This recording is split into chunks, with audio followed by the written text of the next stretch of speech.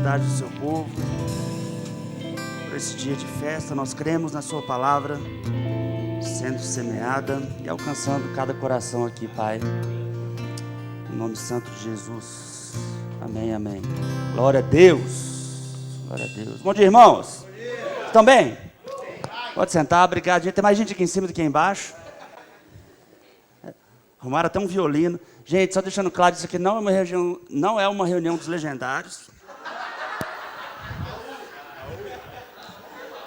Eu sei que parece, mas a camisa é diferente.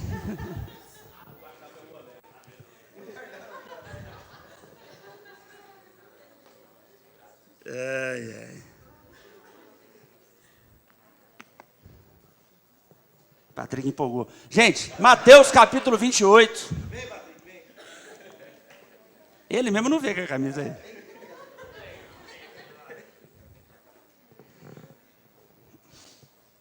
Mateus capítulo 28, versículo 19. Os últimos 2 versículos do Evangelho de Mateus são uma ordem de Jesus. Não é uma sugestão, irmãos, é uma ordem. Jesus não dá ordem. Quem dá ordem é chefe mau. Deixa de ser menino. Porque qualquer sugestão de Jesus para mim é uma ordem, né? Ou não? Jesus tem uma ideia, tem algo que ele acha que eu deveria fazer, e eu vou considerar a opinião dele como... Você tem um pouco de razão, Jesus, mas eu vou ver o que eu penso aqui. Claro que não funciona dessa forma.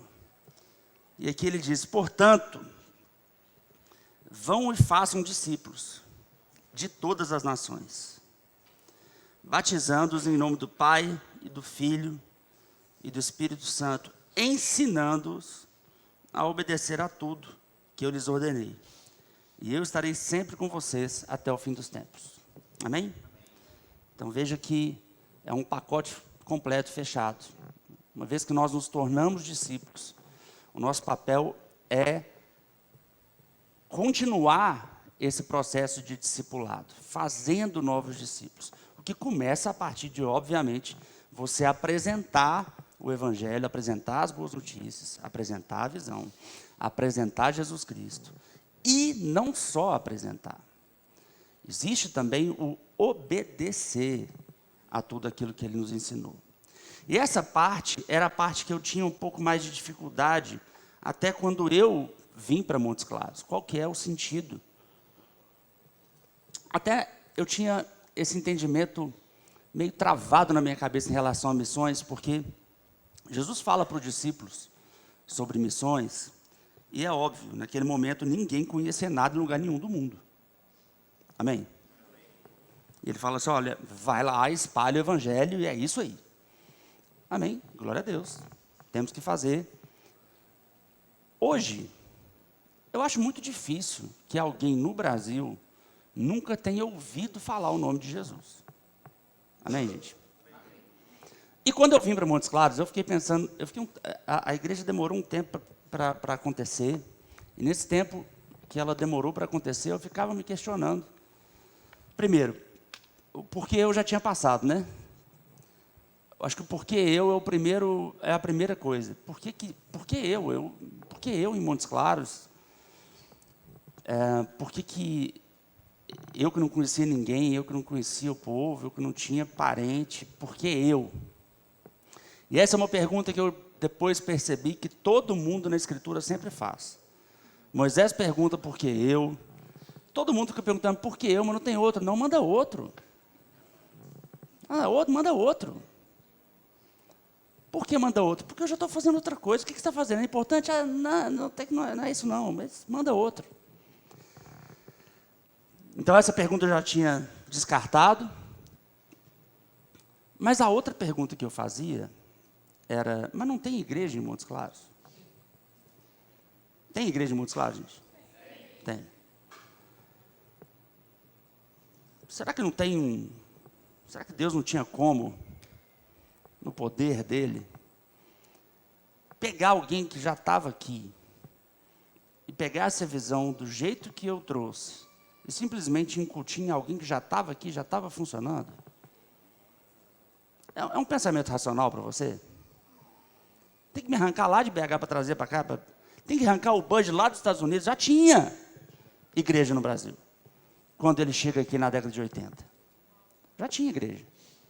O que aconteceu que teve que vir um cara de fora? E isso ficava me ocupando a cabeça, sabe? E talvez isso possa ser um entrave diabólico na vida de todo mundo que está aqui. Que é a primeira coisa você falar assim, por que eu? E será que eu preciso mesmo fazer isso? Será que não tem outra pessoa fazendo isso? Será que lá já não tem alguém fazendo isso? Será que eu não estou indo? E assim, poxa, como que eu falo de missões? Eu estou indo pregar o evangelho para um povo que já conhece Jesus? Seja sincero comigo. Existe alguém aqui que nunca tinha ouvido falar o nome de Jesus ao chegar nessa igreja? Todo mundo já tinha ouvido falar o nome de Jesus. Quantos aceitaram Jesus no Verbo da Vida? Algumas, várias pessoas, eu também. Só que lá em BH. Mas vocês já conheciam Jesus. Eu estava dando uma olhada. O Brasil foi descoberto em 1500, né? A primeira missa, ela foi celebrada no Brasil no dia 26 de abril de 1500. No dia 22, o Brasil foi descoberto, a primeira missa foi 4 dias depois. Você sabe quando chegou no Brasil a primeira Bíblia? Quem arrisca dizer? Um século. Em 1500 chega a primeira missa, junto com a primeira caravela, o primeiro padre. Em que ano que chega a primeira Bíblia? Alguém sabe dizer? Em 1500 ainda, você acha? 1600? Já tinha 200 anos, gente. 1700? 1809. Mais de 300 anos depois. Já tinha colônia, já tinha Minas Gerais, Ouro Preto já existia, já teve o ciclo do ouro. 1809 chega as primeiras Bíblias no Brasil.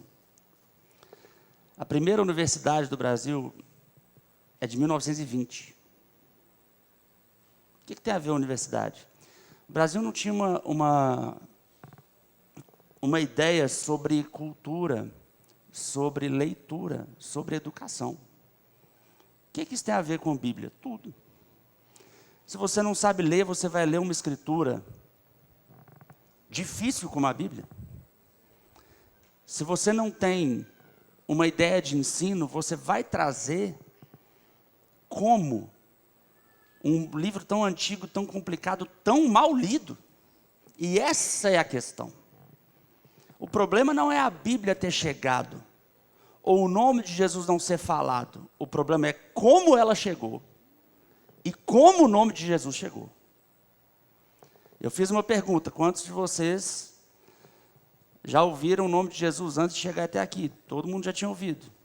Quantos receberam Jesus aqui? Mais gente. Eu sei que tem gente que está nos visitando aqui, mas deixa eu te dizer. Quantos, até chegar a essa igreja, tinham mais medo de Deus do que corriam para Ele? Amém? Quantos não serviam a Deus mais por medo do que por amor? Eu fui entendendo missão depois que eu comecei a pastorear. Eu fui entendendo que, primeiro, eu não tenho que ficar questionando tanto tudo aquilo que Deus pede para eu fazer. Eu só tenho que fazer. Porque tem muito argumento diabólico para falar assim, eu não preciso fazer, ou eu não preciso fazer agora, ou será que eu preciso mesmo fazer isso? Porque se parar para pensar, no norte de Minas, essas 89 cidades, 86, agora que a gente não pisou ainda, todas elas têm alguma igreja. Católica ou evangélica. Amém? Todas vão ter. A questão é, qual evangelho está sendo ensinado, ou existe algum evangelho sendo ensinado? Porque uma coisa é um ato religioso. Você ir a uma igreja, você ouvir uma palavra. Outra coisa é o que Jesus falou: ensinando-os a obedecer tudo o que lhes ordenei. Não é só dizer que Jesus existe, dizer que Jesus salva. A igreja tem um papel de ensinar o povo a obedecer tudo que ele ordenou. Então veja que missão não é você chegar num lugar, igual muita gente faz, né? Faz um movimento para a cidade, leva um monte de carreta, corta o cabelo do povo. Ei, pronto, falamos de Jesus, glória a Deus. No dia seguinte foi embora. Isso não é missão. Isso não é missão. Missão é, você vai, não só para anunciar e ir embora. Gente, e anunciar e ir embora, o irmão Reagan fala isso também, então eu posso falar com toda tranquilidade. Ele fala que uma vez ele foi numa cidade para fazer uma sequência de cruzadas evangelísticas, e ele estava fazendo, e o povo sendo curado na rua, e o povo aceitando Jesus nos Estados Unidos.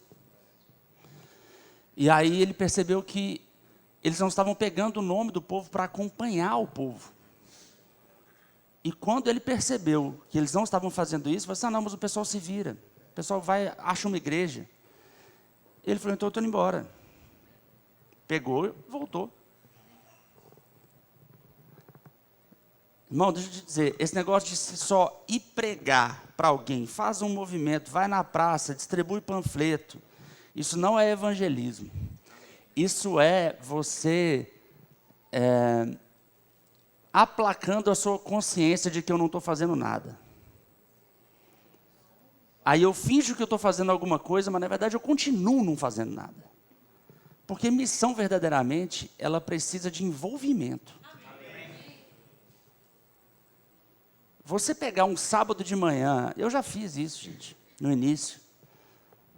Coisa de novo convertido. Eu fui entregar sopa na Cracolândia lá de BH, Bom Samaritano, né? Sábado à noite, fomos lá distribuir sopa. Quentinha, gostosa, a gente fez com todo carinho.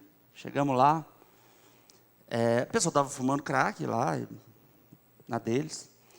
A gente chegou um pouco atrasado, então a gente foi o quarto grupo que levou comida para eles.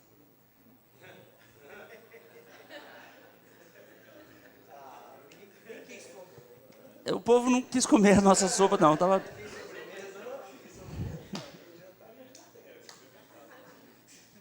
povo não quis comer a nossa sopa, não. Estou falando que não tem que alimentar o povo? Não, não é isso que eu estou dizendo.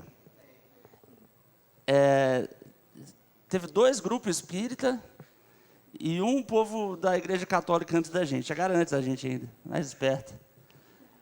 A gente ficou querendo orar, tal. O pessoal recebe oração. Aí depois você voltei para casa todo satisfeito, sabe? Dia seguinte, onde você estava? Não sabe onde eu estava ontem. Você estava onde? Você estava nos bares aí, né? Eu estava distribuindo. Gente, que babaquice. Minha.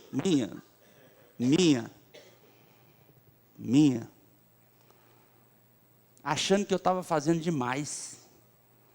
Porque eu peguei um sábado meu, e eu só fiz isso 2 vezes, tá, gente? Não está todo sábado lá distribuindo sopa, não. Mas se me perguntasse, eu ia falar assim: não, eu distribuo sopa. Não. Parece que eu ia 3 vezes por semana alimentar o povo. Tem muito movimento missionário e evangelístico que não evangeliza ninguém. Tem muita igreja que não ensina ninguém. Tem muito movimento que é só para aplacar a própria consciência de pecado, para falar para Deus que está fazendo alguma coisa, quando na verdade não está fazendo nada. Porque missões têm um coração envolvido. E o coração, ele não quer fazer uma tarefa. Jesus não é uma tarefa. Isso não é uma tarefa, como eu fiz uma prova, entreguei, fiz um trabalho de escola, entreguei. Missão é algo que a igreja se envolve por completo e está no nosso DNA. Não existe alguém que tenha o coração missionário. A igreja tem o coração missionário. Todos nós temos que ter o coração missionário. Se seu coração ainda não é missionário, ele não é convertido. Porque tem gente sofrendo por não conhecer Jesus como nós conhecemos.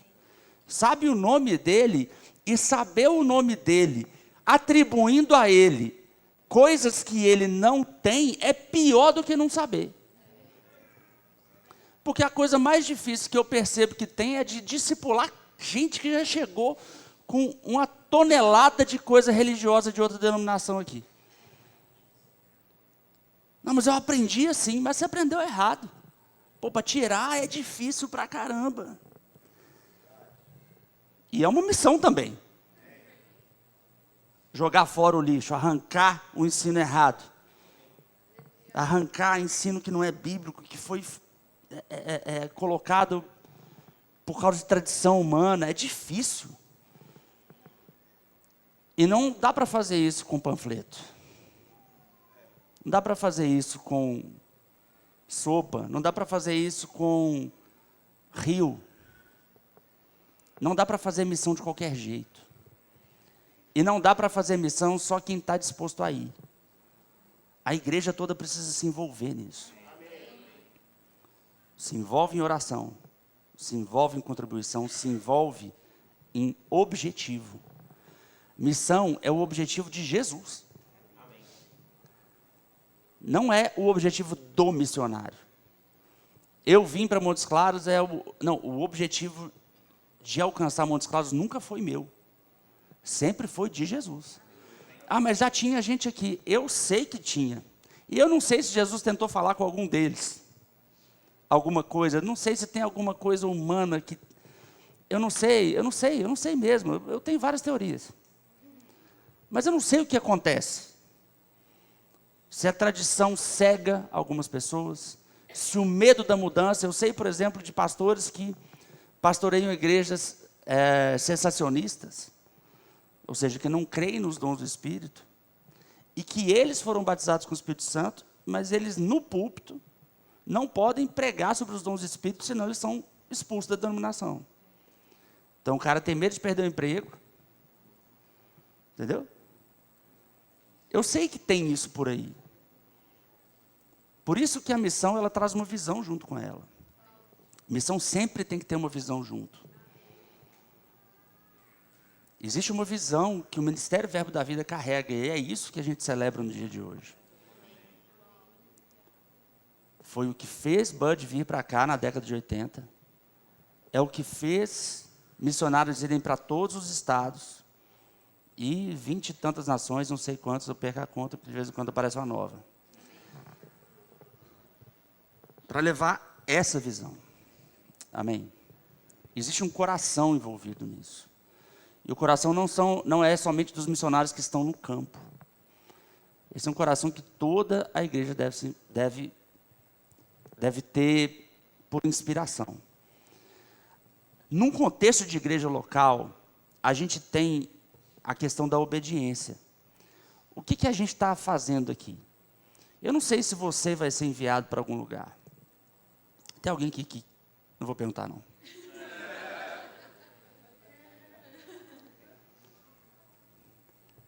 Imagina, eu pergunto assim, alguém quer ser enviado? Aí o marido levanta a mão, a mulher manda ele baixar, né?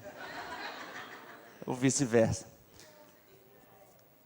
A gente cantou aqui, irei onde queres que eu vá. Você tem coragem de cantar isso? Você canta isso com o seu... Se você não tem coragem de cantar isso, é porque você ainda não sabe que Deus é bom.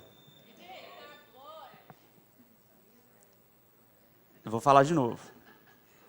Se você não tem coragem de falar, Senhor, pode me falar qualquer coisa que eu vou fazer, qualquer coisa que você falar, Se você não tem coragem de falar isso, é porque você não sabe que Deus é bom. E que Ele quer o melhor para você. Melhor do que você quer. Se você ainda não tem essa consciência firme dentro de você, você ainda precisa aprender a obedecer outras coisas. E talvez seja por isso. Talvez seja por não saber que o que Deus quer para a gente é melhor, ainda que tenha, e tem, gente. Não só em missão, mas sofrimento está nesse mundo caído. Mas é engraçado que a gente tenta evitar o sofrimento de Deus. Né? O sofrimento que eu vou ter na missão. Eu tenho uma missão. Beleza, amém. Bora, missão. Aí, essa missão, como tudo na vida, vai me causar um sofrimento. Eu fico tentando evitar a missão por causa do sofrimento eventual que possa vir por causa da missão. E é muito engraçado, porque ninguém tenta evitar sofrimento que vem por causa do trabalho. Ou no seu trabalho não tem nenhum tipo de probleminha. É tudo mil maravilhas, está tudo bem. Não tem cliente que atrasa, não tem dificuldade com o cliente, não tem chefe ruim, não tem empregado ruim. Crer em missões também, e se entregar a missões, né? Está relacionado com crer e se entregar ao próprio Deus. Olha Atos capítulo 20. Vou te mostrar um texto. Versículo 17. Atos 20, 17 diz assim: de Mileto, Paulo mandou chamar os presbíteros da igreja de Éfeso. Quando chegaram, ele lhes dizia: vocês sabem como vivi todo o tempo que estive com vocês, desde o primeiro dia em que cheguei à província da Ásia. Servi ao Senhor com toda humildade e com lágrimas, sendo severamente provado pelas conspirações dos judeus. Vocês sabem que não deixei de pregar-lhes nada que fosse proveitoso, mas ensinei-lhes tudo publicamente e de casa em casa. Então veja que Paulo pegou a missão de Jesus e fez exatamente, ele anunciou o evangelho, ele foi ensinar, ele fez de casa em casa, ele já tinha inclusive levantado um ministério ali. Porque o ministério dele era apostólico. Ele não permanecia, ele levantava, ele treinava, ele estabelecia.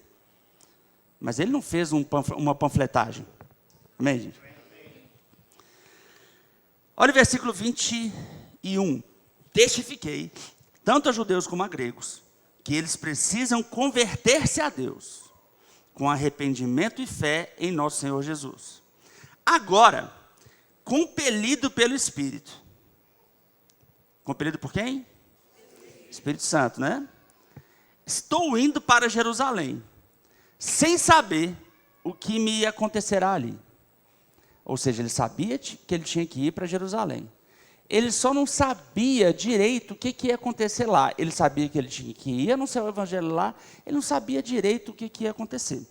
A não ser que, no versículo 23, senão que em todas as cidades, o Espírito Santo me avisa que prisões e sofrimentos me esperam. Aleluia. Paulo nem estava jogando tanto para Jerusalém. Ele falou assim, bom, o Espírito me mandou nessa cidade, eu fui preso. Ele mandou nessa cidade, tentaram me matar. Ele me mandou nessa cidade, tentaram me prender. Aqui,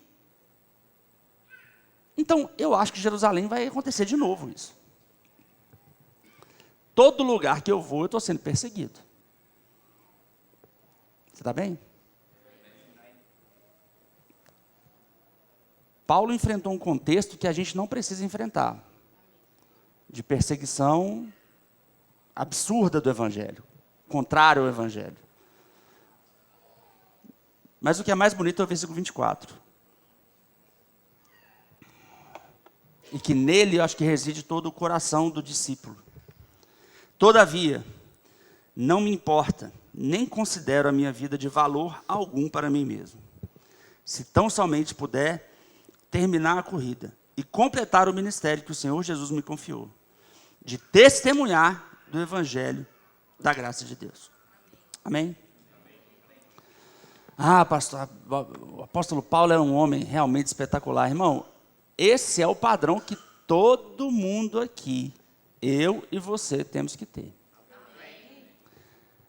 Isso não é um padrão somente do missionário. A ideia da minha vida não ser importante para mim mesmo, e tudo que eu preciso fazer é fazer o que Deus me chamou para fazer, é o coração do Evangelho. Quando nós entregamos a nossa vida para Jesus, a gente está dizendo, a minha vida não é importante para mim mesmo, a minha vida agora é sua. Amém? Quando você aceitou Jesus na sua denominação antes de chegar no Verbo da Vida, quando você foi batizado, se você foi, a oração sua não foi chamar Jesus de Senhor e de Salvador, e entregar a sua vida para Ele? Amém? Veja que parte do Evangelho a gente recebeu errado. Porque muitas pessoas, talvez aqui hoje, nesse momento, nesse culto de manhã, acham que você só entregou a vida no sentido de me salva do inferno. Mas eu não tenho nada que eu preciso fazer. Aleluia, você está bem? Eu sei que é assim, porque aqueles que sabem que tem algo para fazer, se interessam, se entregam e realmente começam a fazer. Enquanto tem muitos que não fazem isso. Ficam no meio do caminho. Leozinho estava falando aqui, talvez você não vá. Amém, nem todo mundo tem que ir, até porque a igreja tem que permanecer num sistema de discipulado funcionando. Talvez você não vá, ok, tudo bem, não vou. Ah, graças a Deus ele falou que eu não preciso ir.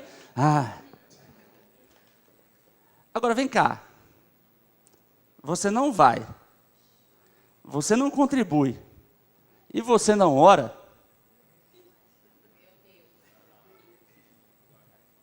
sobrou o quê, querido?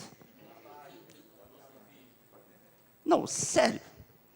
Não, mas eu pego uma escala por semana, por mês na igreja. Você pega a escala por mês na igreja, igual eu distribuí a sopa.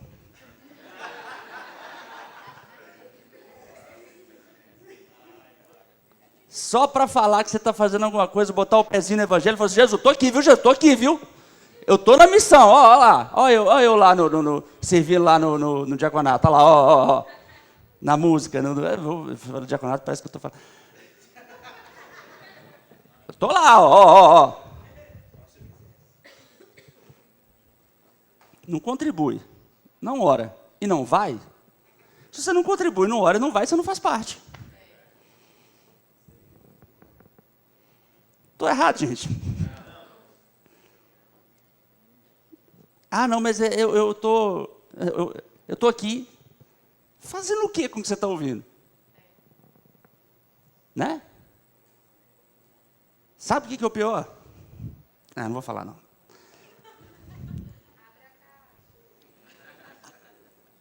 Tá bom.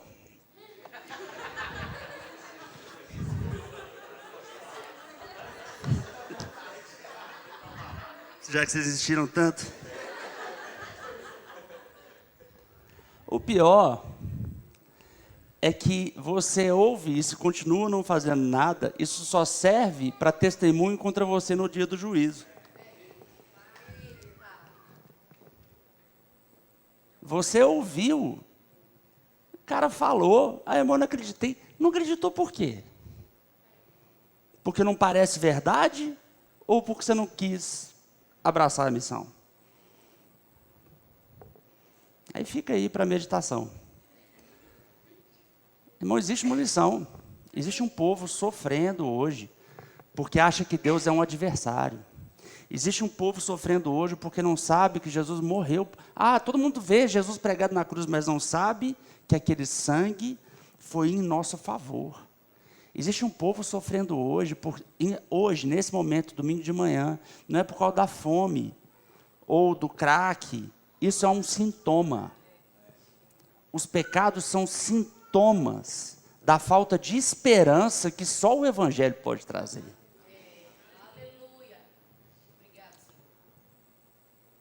E só nós temos esse remédio.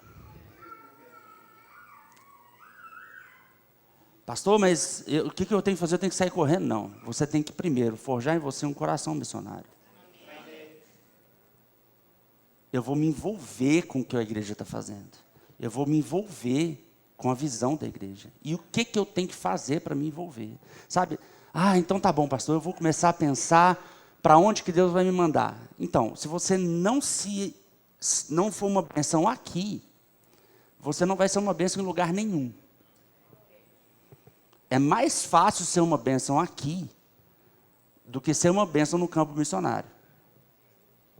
Como que eu sei se eu tenho um chamado missionário? Eu primeiro vou ser uma bênção na igreja onde eu estou. Deus não chama gente ruim de serviço para o campo.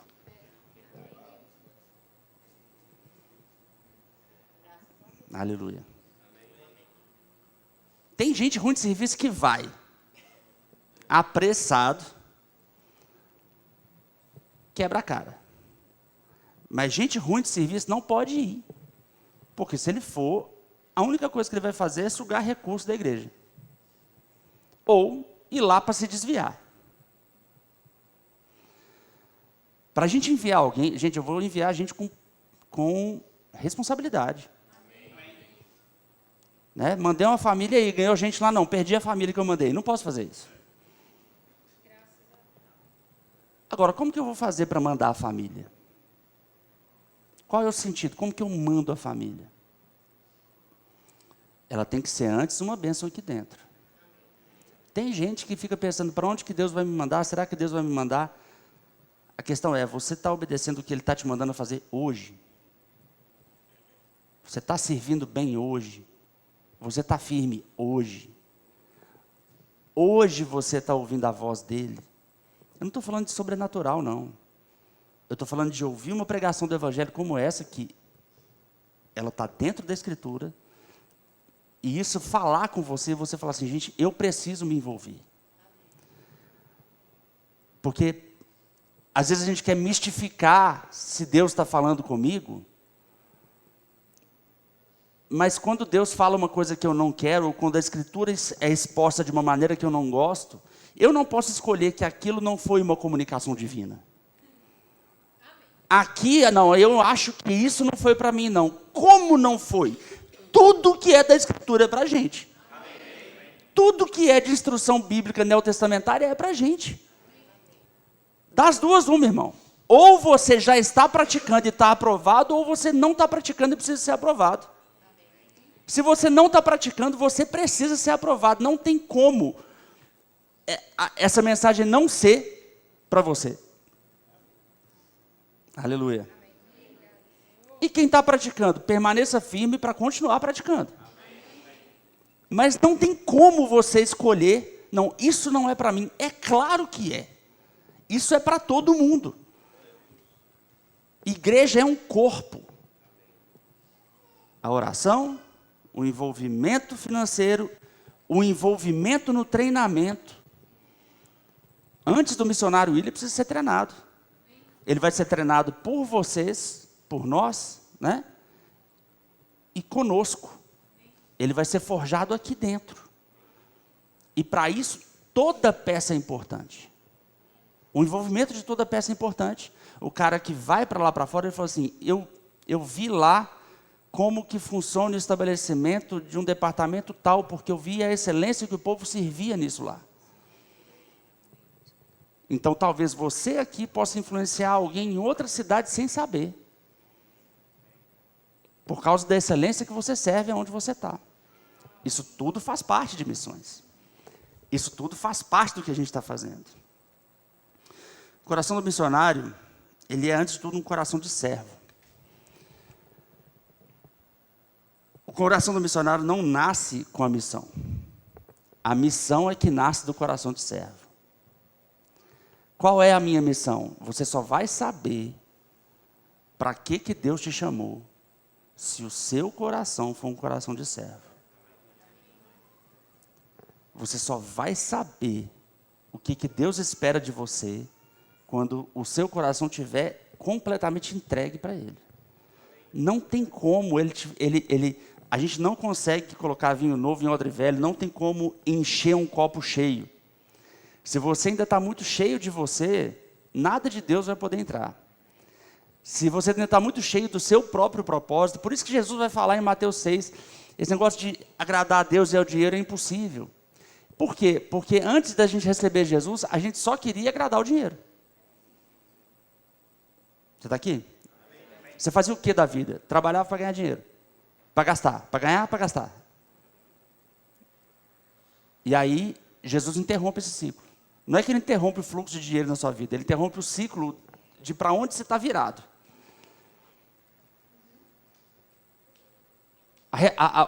O missionário nunca pergunta como que eu vou me sustentar. Ele sabe que Jesus vai sustentar ele. Amém? Um crente nunca pergunta como que ele vai se sustentar. Um crente sabe que Deus vai sustentá-lo. A questão é que não costuma ser o sustento. Costuma ser a nossa cobiça. A nossa vontade. O meu desejo de que a minha vontade seja satisfeita. E se o meu coração está muito enraizado na minha vontade,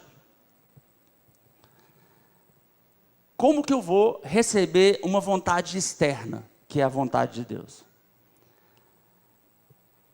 Eu estou na igreja para que Deus me abençoe. Você já está na igreja errado. Quem é corpo de Cristo já é abençoado.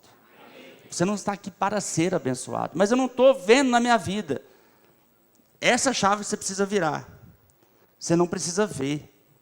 Você começa tudo pela fé. Você já crê, eu já sou abençoado. E se eu já sou abençoado, se eu já sou próspero, eu não preciso buscar isso. Se eu já sou abençoado, já sou próspero, eu também não preciso ficar preocupado como que as coisas vão acontecer. Eu só preciso saber que elas vão acontecer. E agora o meu caminho é ser aprovado para poder receber a missão. Você não recebe a missão antes de ser aprovado. Todo mundo que fica se perguntando, anota isso para você aí. Todo mundo que fica se perguntando, qual é o meu propósito? Qual é o meu chamado? Eu não sei o que Deus me chamou para fazer, é porque ainda precisa ser aprovado no estágio que está. Se você não sabe, não é porque Deus está brincando de esconde-esconde com você. Se você não sabe, é porque você ainda não está pronto para saber. E eu não estou te dizendo que isso sempre vai ser algo ruim. Talvez ainda não seja o tempo. Você ainda está estudando no Remo, você ainda está começando a dar os primeiros passos. Beleza. Agora, isso é o objetivo da vida de cada um que se denomina cristão. Saber o que Deus quer que eu faça. Saber qual é a minha missão. Eu tenho que querer saber qual é a minha missão. Seja ela para auxiliar na igreja local, seja ela para ir ou para sustentar quem vai. Eu tenho que saber qual é a minha missão. Eu não defino a minha missão. Eu descubro a minha missão. Como que eu descubro a minha missão? Pela fidelidade. Eu vou sendo fiel e plenamente fiel no ponto onde eu estou. Até que eu estou plenamente fiel aqui. E a comunicação divina vem. Por qualquer meio que seja necessário. Por meio da nossa liderança. Com uma testificação no coração. E aí eu vou para uma próxima fase. O que é difícil, e às vezes eu vejo que o povo erra muito nisso. Pessoa que está anos parada no mesmo lugar, ainda pensando, mas Deus não fala comigo. Deus fala com quem está ouvindo. Deus fala com quem está ouvindo. Deus já tem uma vontade para você, irmãos. Ele já tem um propósito. Agora, esse propósito não é oferecido para você falar assim, será que eu vou escolher? Acho que eu não quero, não. Não é um cardápio. Ele te dá várias opções. Quando eu fui chamado para Montes Claros, eu não tive opção. Olha, o Montes Claros, Suíça, ou... Eu teria escolhido Montes Claros, mas...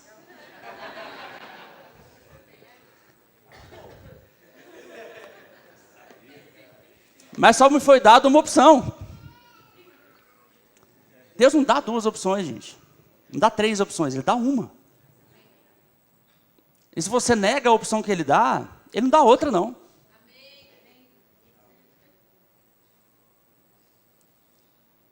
Quando algo é proposto para você fazer e você nega, não espere o próximo. Faz aquilo que está na sua mão bem feito. Bem feito. Pastor, mas porque assim, Deus é meu Pai e Jesus é meu Salvador. Eu sei que eu tenho um propósito, eu sei que eu tenho um chamado, eu vou estar à frente de uma igreja. Mas se você não está servindo bem aqui, você não vai. Você não vai. Verbo da vida, não. Não, eu vou sim. Não vai. Não vai. Porque quem decide não é você também. Não, eu sei que o caminho, vocês têm um caminho de treinamento, um caminho para fazer, mas eu vou encontrar um outro. Não vai. O caminho é o mesmo. Você tem que ser um exemplo aqui. Você tem que ser aperfeiçoado aqui. Você tem que ser irrepreensível aqui. Para que depois você vá. Então, para não ir, eu vou não ser irrepreensível, porque vai que Deus me manda, né?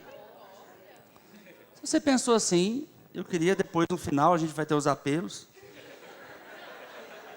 te chamar para aceitar Jesus como seu Senhor, né? Porque como Salvador, talvez você já tenha aceitado. É que não é o suficiente.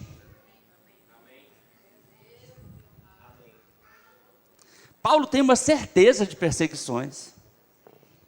Eu não tinha certeza de perseguição quando eu cheguei aqui, não. Depois acabou tendo, você acredita? Mas eu não tinha certeza, não. Eu vim super enganado, achei que ia dar tudo certo. Deu certo, mas eu achei que só ia dar certo. Não achei que ia ter confusão, não. Teve. Quando teve, eu também não pude falar que eu fui pego desprevenido. Quando teve, eu... é mesmo, né? Tinha essa parte. Mas sabe... Abre lá comigo. Tiago, capítulo 1. Eu já li muito esse texto em outro momento. Versículo 2. Tiago diz assim, meus irmãos, está falando com a gente, né? Considerem motivo de grande alegria o fato de passarem por diversas provações. Isso aqui me dava muita raiva. Como assim? Alegria para mim é ganhar um carro, não é passar por provação. Pois vocês sabem que a prova da sua fé produz perseverança. E a perseverança deve ter ação completa, a fim de que vocês sejam maduros, íntegros, sem lhe faltar coisa alguma. E eu me fundamentei muito nesse versículo. Ele começou a aparecer para mim de forma muito clara, antes da pandemia. E a gente se manteve... Depois eu tive várias outras provações. Mas hoje eu queria te falar um pouco desse texto, estando na outra ponta do versículo. Porque eu li muito esse texto, falando assim, gente, aguenta toda provação que vai ter, porque ela vai te trazer perseverança, vai provar a sua fé, vai te trazer maturidade, integridade, sem que lhe falte coisa alguma. E hoje, depois de passar por muita provação, perseverar em muita coisa, eu consigo perceber que existe uma maturidade, uma integridade que foi produzida pelas provações, que ela não teria sido produzida se não fosse pelas provações. Então, mesmo quando existem as provações, a gente realmente tem que se alegrar, porque a gente sabe que aquela provação não vai matar a gente. Ela vai fazer a gente sofrer um pouquinho, mas depois vai ser melhor. Melhor de um jeito que não seria melhor sem aquilo. Não tem outra forma de encontrar, né? Tem um tipo de comida que você só faz na panela de pressão. Não fica bom sem ser na pressão. Então, pressão para a gente pode dar uma sensação de perda, de morte ou de dor. Mas é só uma sensação. Eu lembro uma vez que eu estava com uma... Como é que chama, Caio, aquele negócio que eu estava aqui? Eu estava com uma tendinite na panturrilha, a famosa batata da perna. E aí o Caio falou assim, eu vou precisar... Na época ele estava como meu personal, na época que eu estava gordo, eu estava com o Caio.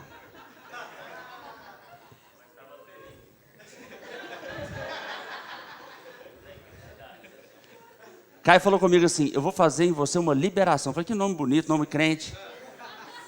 Liberação é bom, né? Quem já sofreu uma liberação, gente, aqui? Parece que está arrancando a sua perna fora. E assim, enquanto eu chorava e elogiava muito o Caio, né, enquanto ele estava fazendo... Eu ficava meditando. Ele não está arrancando a minha perna. Eu preciso passar por essa dor, para a dor que eu estava poder desaparecer. Isso é importante, porque quando a gente sente alguma dor, a gente tem uma tendência de querer sair da dor. Para cessar a dor, porque a dor quer dizer que tem alguma coisa de errado acontecendo. Especificamente essa, não era. Especificamente essa, eu precisava passar por ela para ficar melhor depois. Então eu tinha que ficar condicionando a mim mesmo, para deixar ele terminar com requinte de crueldade a sessão de tortura que ele estava me submetendo. Porque depois ficou bom. E o Evangelho tem isso. No coração dele também. E no coração da missão. Quando você se envolve com o Evangelho, você vai se envolver com muitas liberações.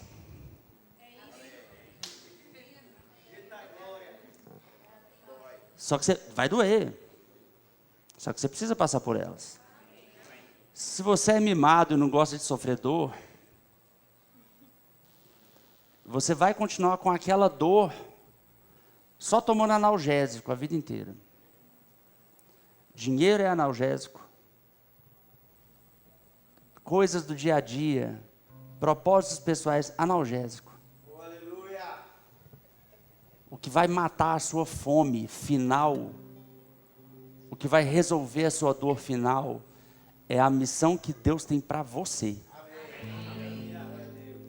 O que vai resolver a sua vida é enfrentar toda dor que precisar enfrentar, para fazer exatamente aquilo que Deus chamou para fazer. E quem foge disso, foge da cura. Esses dias eu vi um vídeo do Matthew Perry, falecido Matthew Perry, já foi o Chandler do Friends. Se alguém não conhece Friends, acho que está passando em algum stream, é porque você tem menos de 30 anos, menos de 20.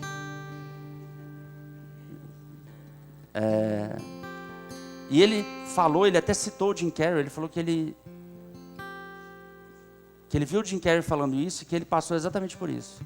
Que ele ganhou dinheiro, ele conseguiu tudo que ele queria e que a alegria por ter e usufruir tudo aquilo durou 6 meses. Depois o vazio voltou. Existe um vazio dentro da gente. Ah, ele é preenchido por Deus, né, pastor? Ele é preenchido por Deus, mas o Deus completo. Não é só uma imagem de que Deus existe. ele é preenchido por Deus e tudo o que vem com Deus. A missão dele, o propósito dele para você, fazem parte de Deus. Não dá para você receber Deus como um ícone e excluir alguma parte dele. Você não pode fazer isso. Ou você vai excluir ele por inteiro, ou você vai abraçar ele por inteiro. A gente fica no mundo tendencioso a encarar tudo como um self-service. Eu só escolho o que eu gosto. Não dá para escolher só o que gosta. Não é que não dá no evangelho, não dá em lugar nenhum. É inocência você achar que você sempre vai escolher o que você gosta. Nem se você fosse um herdeiro, filho de rei. A gente viu agora o povo na Inglaterra, os herdeiros lá. Não, eu quero ser mais príncipe. Não, pare de chamar de príncipe. Já pensou você ser um herdeiro do trono inglês, que é um trono que existe? Não é igual o brasileiro, né? Que eu vi hoje, teve uma briga de sucessão do trono brasileiro. Eu falei, trono brasileiro? Mas o deles existe. E os meninos lá, filho da princesa Diana, falavam, não quero não. Um deles, né? Cara, como é que o cara nega isso? Talvez é o sonho da maioria do planeta, né? Mas é porque não existe nada que preenche no nosso coração o espaço que só vai ser preenchido pela vontade de Deus. E é muito triste uma vida de perseguir eternamente uma coisa que você nunca vai alcançar, que é a felicidade sem Deus. Schopenhauer, ele dizia que acho que era ele que falava isso, sobre a ânsia do ter e o tédio de possuir, né? Schopenhauer mesmo, né? Que a vida oscilava entre isso. A ânsia do ter e o tédio de possuir. Essa é a vida daquele que não tem Cristo como seu centro. Ele só quer ter depois que ele tem. Se isso acontece com você, você não precisa ter menos, não. Você precisa de ter mais Cristo. Porque a vontade dele para você é o que vai te trazer satisfação. É a única coisa que vai te trazer satisfação. Amém. Agora, para a missão, primeiro é esse coração. E uma vez aprovado, uma vez você vai sendo aprovado nisso, aí sim, talvez um dia você comece a ter experiências reais com Ele. Aí eu queria ter experiência real com Ele, igual eu vejo o pessoal pregando. Eu pensava dessa forma. O povo falava assim, Deus falou comigo. Eu ficava às vezes até com raiva. Falou com ele, não falou comigo. O problema não era, e nunca foi com Deus. O problema é, eu quero ouvir o que Deus tem para falar comigo? Ou eu quero que Deus fale comigo aquilo que eu quero que Ele fale comigo? Se você quer que Deus fale com você aquilo que Ele quer que Ele fale com você, não precisa que Deus fale, só pensa nisso aí. Agora, se você realmente quer que Deus fale com você, o caminho é, se envolva com aquilo que você já sabe que Ele quer que você se envolva. Ide por todo mundo, fazer discípulo em todas as nações, ensinando-lhes a obedecer. Você já aprendeu a obedecer tudo? Se você ainda não aprendeu a obedecer tudo, então, para ensinar alguém a obedecer, você precisa aprender a obedecer. Como é que você ensina uma coisa que você não fez? Em Êxodo capítulo 4, lembrei desse texto, depois você vê lá, só porque o tempo já acabou, para a gente, né? A gente vai almoçar daqui a pouco. Êxodo capítulo 4, fica Deus convencendo Moisés que ele tem que ir. Vamos lá, esse texto é muito legal. Rapidinho, Êxodo 4.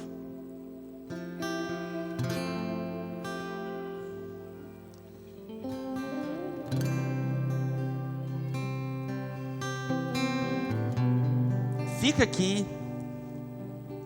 Deus entrega o cajado para Moisés, vai lá, joga o cajado, tal, aquela coisa. No versículo... Cadê?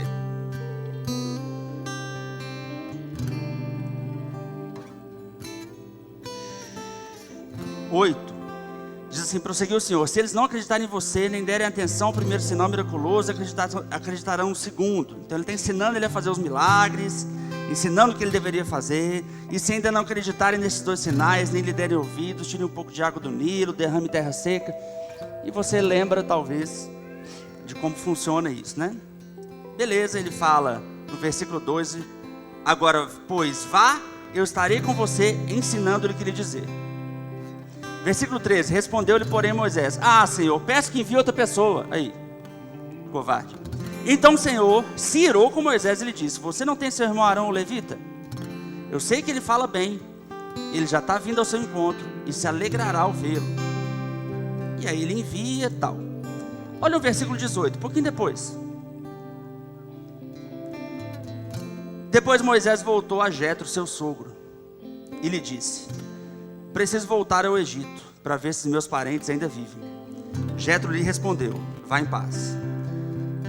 Ora, o Senhor tinha dito a Moisés em Midian: volte ao Egito, pois já morreram todos os que procuravam matá-lo. Então Deus mandou ele voltar ao Egito. Então Moisés levou sua mulher e seus filhos, montados num jumento, e partiu de volta ao Egito. Levava na mão a vara de Deus. Amém? Pronto.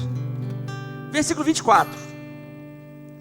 Numa hospedaria ao longo do caminho, o Senhor foi ao encontro de Moisés e procurou matá-lo.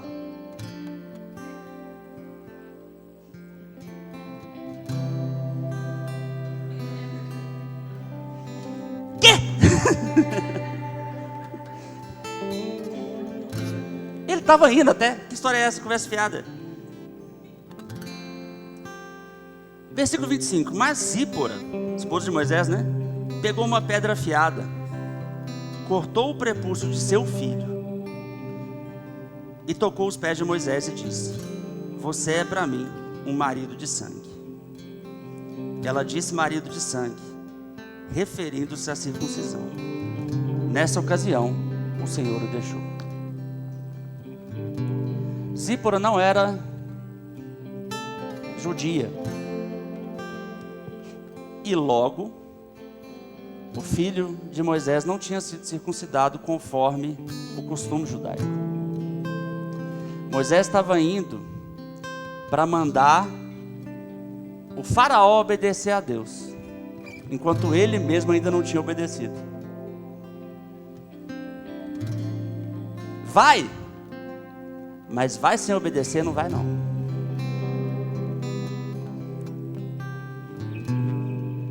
A circuncisão era o sinal da aliança. Como que o filho do libertador não ia ter o sinal da aliança?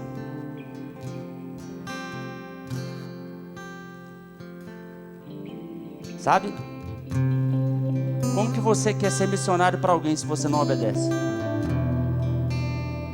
Como que você quer pregar o evangelho para alguém se você não obedece? Se você não aprender a obedecer, você vai abrir a boca para adoecer o povo com a mesma doença que está em cima de você. A gente não é missionário. Por isso que tem tanta gente, tanta igreja estabelecida, tanta denominação com tanta doença.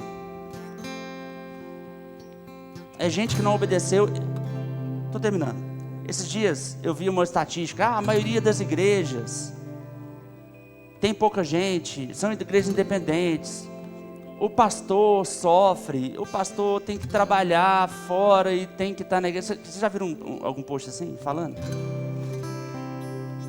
A maioria das igrejas são pastores de bairro, e ele abre a igreja, ele fecha a igreja. que ele trabalha, e depois ele vai, e ele faz dupla obra, e aí ele muitas vezes larga a família, e todo mundo é mesmo, amém, nossa, a gente tem que orar por esses pastores. Eu penso diferente. Porque a maioria desses pastores não teve submissão para ir no tempo certo, para ser enviado pelo pastor dele. Simplesmente falou assim, eu vou abrir eu mesmo a igreja. Denominação sem ligação com nenhuma outra denominação. O cara não conseguiu submeter a ninguém, ele não passou pelos processos. E pode ver, normalmente é a igreja que ensina o povo nada. Normalmente é isso. Tem dó não, irmão. Deus cuida da gente. Deus cuida dos pastores. Mas dos que ele levantou. Dos autoproclamados, não tem aliança com isso não. É estatística, a maioria dos pastores estão sofrendo. Então, Deus não está cuidando da maioria dos pastores. A maioria dos missionários estão sofrendo. Então, Deus não está cuidando da maioria dos missionários. Não, mas a igreja não cuida. A igreja cuida, irmão. O Verbo da Vida cuida dos missionários, sim. Nós temos uma agência de missões, nós temos esse dia, mas não só esse dia, nós temos um aparato grande. Eu fui cuidado para estar aqui. A gente cuida sim. Agora, quer fazer sozinho, de qualquer jeito, do seu jeito, sem submeter ninguém, sem fazer... Aí o seu sofrimento não vai ser o de Tiago. Tem muita gente sofrendo porque é arrogante e insubmisso. Mas a nossa missão não é feita dessa maneira. A nossa missão é feita debaixo de submissão. A gente ensina aquilo que a gente faz. A gente prega aquilo que a gente vive. Então, se você quer pregar, aprende primeiro a viver. Nós vamos alcançar todo mundo. Nós vamos alcançar todas as nações. Existe uma palavra sobre o Verbo da Vida, que o Verbo da Vida vai para todas as nações, e nós vamos. Eu tenho certeza que muitos missionários vão sair daqui, mas não vai ser de qualquer jeito. Vamos ficar de pé?